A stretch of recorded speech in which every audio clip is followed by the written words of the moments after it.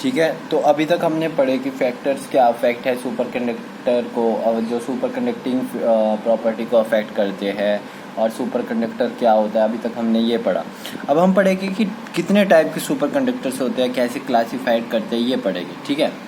तो देखिए, super conductor can be classified into 2 categories, type 1 type 2। Simple है, type 1 type 2।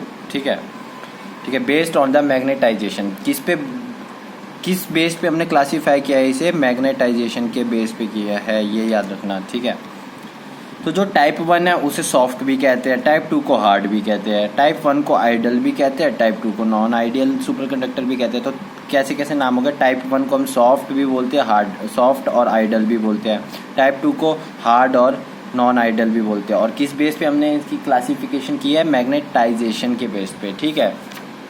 तो अभी देखिए, आपको इतने सारे मैंने इस हिसाब से लिखे हैं कि इस side type 2, type 1, type 1, type 2 points में लिखे हैं, ताकि मतलब आपको, क्योंकि मैक्सिमम पॉइंट्स ऐसे हैं जो यहाँ पे है उसका उल्टा यहाँ पे है, तो इसलिए ज़्यादा सही रहेगा पॉइंट्स में याद रखने के लिए। ठीक है। ठीक है। तो ये पूरी थ्योरी है, तो मैं सिर्फ ऐसे ही एक्सप्लेन करूँगा बाय वर्ड्स, तो कोशिश करिएगा कि पॉइंट टू पॉइंट समझते रहे। तो फर्स्ट पॉइंट कह रहा है कि pure materials, this type of super conductors are pure materials and they exhibit low electrical resistivity at room temperature. ये कह रहा है कि ये जो सुपर कंडक्टर्स होते हैं, ये कोई 2 या 3 या 4 मेटल्स या किसी मटेरियल का कॉम्बिनेशंस नहीं होते, ये बिल्कुल प्योर मेटल्स होते हैं, या मतलब मेटल नहीं कहेंगे, प्योर मटेरियल्स होते हैं। ठीक है। मेटल भी हो सकता है, कुछ भी हो सकता है, मतलब ऐसा नहीं है कि मेटल ही कंडक्टर्स, बस कंडक्टर होना चाहिए वो, मतलब प्योर है, कोई मिक्सिंग नहीं होती इनमें। ठीक है। और ये क्या बोल रहा है कि रूम टेम्परेचर पे ये क्या देते हैं, लो इलेक्ट्रिकल रेजिस्टिविटी देते हैं, मतलब लो रूम टेम्परेचर। अगर नॉर्मली अगर रूम पे भी रख लिया जाएगा तो उस मेटल, यानी कॉपर है, एक एग्जांपल है, कॉपर को अगर नॉर्मली भी लिया जाएगा तो कॉपर एक क्या बोलते हैं, परफेक्ट और गुड कंडक्टर ही बोलते हैं उसे। ठीक है, ऑलमोस्ट। ठीक है। ठीक है। अब टाइप 2 में इसी का उल्टा है, these are generally alloys, transition metals और कंपाउंड। मतलब ये एक्चुअली में टाइप 2 जो टाइप 2 सुपर कंडक्टर्स होते हैं, ये एक एलॉयज पता है ना क्या होता है, कि 2-3 मेटल्स को मिक्स करते हैं तो एक जो नया मेटल या नया कॉम्बिनेशन बनता है, उसे मेटल नहीं होता, वो एलॉय बन जाता है। ठीक है। जैसे ब्रास, ठीक है, कॉपर और ब्रॉन्ज को मिक्स करते हैं तो ब्रास बनता है, ऐसे, समझ गया। तो और वो कह रहा है कि they exhibit high electrical resistivity eight normal state, और वो नॉर्मल रूम टेम्परेचर पे ज़्यादा रेजिस्टिविटी ऑफर करते हैं एज कम्पेयर टू टाइप 1। ठीक है। ठीक है। नेक्स्ट पॉइंट पे आते हैं, दीज आर परफेक्ट डायमैग्नेटिक। मैंने बताया था कि फर्स्ट मतलब सुपर कंडक्टर परफेक्ट डायमैग्नेटिक, जो बिल्कुल परफेक्ट डायमैग्नेटिक सुपर कंडक्टर्स होते हैं उन्हें हम टाइप 1 में कैरेक्टराइज करते हैं। ठीक है। And another way to say these type material exhibit Meissner effect, और जो परफेक्ट डायमैग्नेटिक होगा वो मेजनर इफेक्ट फॉलो करता है। मेजनर इफेक्ट क्या था कि जैसे जैसे हम फॉर्मर को कूल करते हैं तो वो एक्सपेल करता है किसको, मैग्नेटिक फ्लक्स को। ठीक है। ये था magnetic line of force are repel until it exceeded the HC. वही बात है कि एचसी से जब तक वो सुपर कंडक्टर है, यानी कि एचसी से नीचे रहेगा तो ही तो सुपर कंडक्टर होगा, तब तक वो रिपेल करता रहेगा। अब इस तरफ आ जाओ, the superconductor does not obey the perfect diamagnetism of Meissner effect. ये मेजनर इफेक्ट फॉलो नहीं करता ढंग से। ठीक है। तो इसलिए टाइप 2 में डाल दिया है उनको, जो मटेरियल मेजनर इफेक्ट, जो सुपर कंडक्टर्स मेजनर इफेक्ट ढंग से फॉलो नहीं करते उसे टाइप 2 में डाल दिया है। ठीक है। अब कैसे, ये देखो, ये फिगर बताता है magnetization curve versus applied magnetic field. Magnetization क्या होता है, मैग्नेटाइजेशन एक प्रॉपर्टी होती है मटेरियल की, जो उसे मैग्नेटाइज करने के लिए उसकी कैपेबिलिटी, ठीक है, एबिलिटी टू डू मैग्नेटाइजेशन।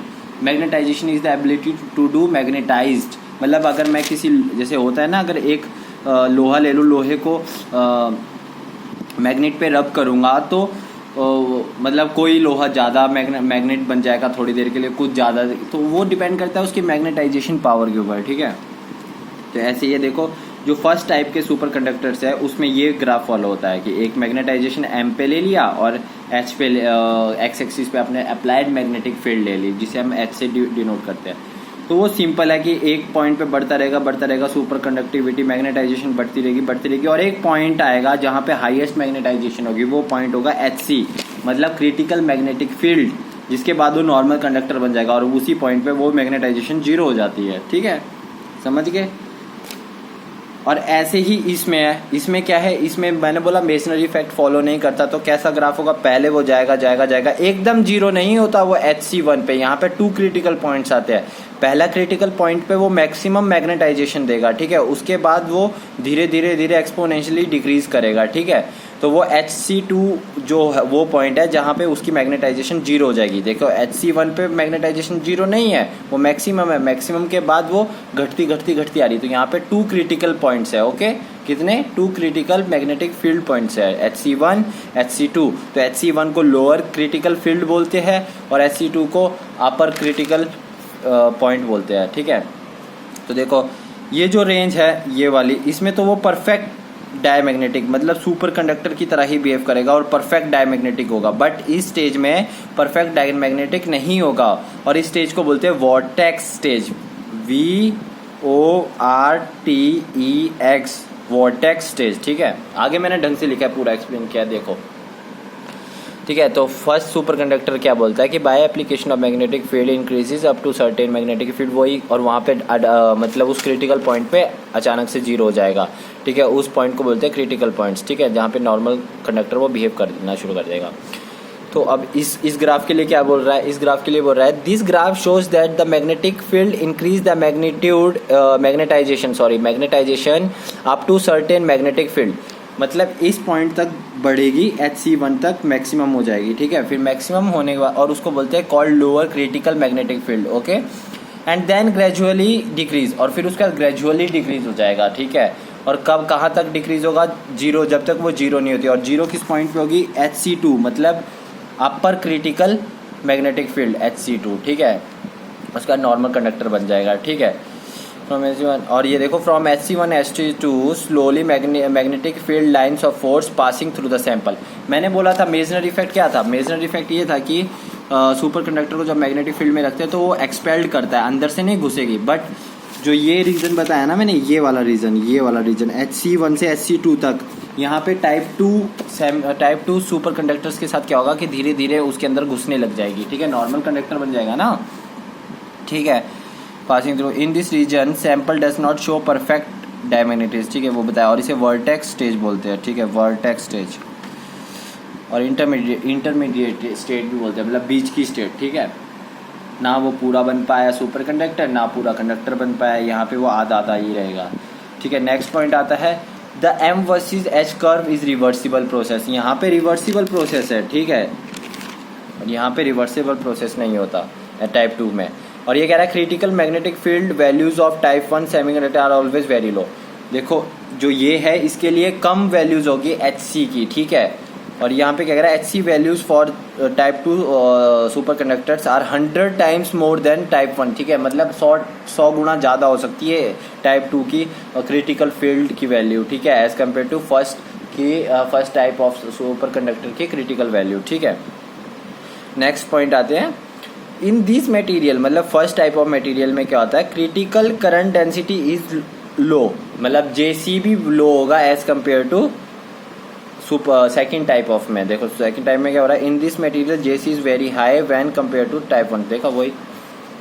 और लास्ट में क्या कर रहा है कि इन this material the current only on the surface, type 1 में क्या होता है कि मतलब सरफेस पे ही रहता है वो, अंदर क्योंकि पेनिट्रेट नहीं करती ना फील्ड्स, तो वो सरफेस पे ही करंट रहता है, मतलब सरफेस करंट होता है। तो वो पुअर करंट कैरियर्स होते हैं, क्या होते हैं, पुअर करंट कैरियर्स होते हैं। और यहाँ पे क्या होता है, in this materials carry large super currents होते हैं लार्ज वैल्यूज में, ठीक है, मैंने बताया था ना, ठीक है। सुपर करंट आगे बताऊंगा क्या होता है। Even high magnetic field those high current penetrates, क्या एक्चुअली क्या होता है, मैंने यहाँ बोला ना, इस स्टेज में धीरे धीरे फील्ड लाइंस घुसने लग जाती है, तो वो करंट पूरी वॉल्यूम में हो जाता है, ना कि सरफेस में, तो इसलिए ज़्यादा अच्छे करंट कैरियर्स होते हैं वो, ठीक है। और ये बोला this material exhibit positive surface energy between normal and super conducting surface, ठीक है, पॉजिटिव सरफेस एनर्जी होती है नॉर्मल और सुपर कंडक्टिंग सरफेस के बीच में। तो लास्ट पॉइंट आता है कि these materials are produced by conventional preparation method, so they called ideal super conductors. इन्हें कन्वेंशनल मेथड की जो काफ़ी पहले से चला रहा है उसी मेथड से बनाए जा रहे हैं हम इसे, और ये आइडियल सुपर कंडक्टर होते हैं, कौन से, टाइप 1 वाले, ठीक है।